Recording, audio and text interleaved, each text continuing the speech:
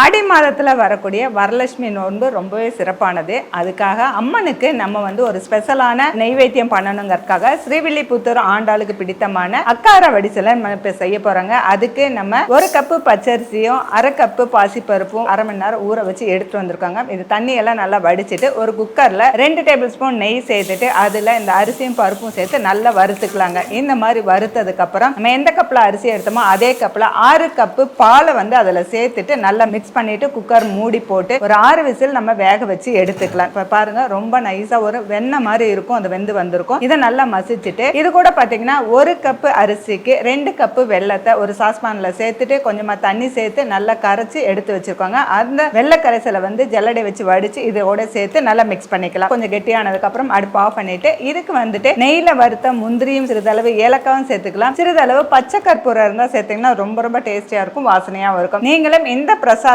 அம்மனுக்கு செஞ்சு நைவேத்தியமா படைச்சிட்டு கீழே கமெண்ட் செக்ஷன்ல கமெண்ட் பண்ணுங்க.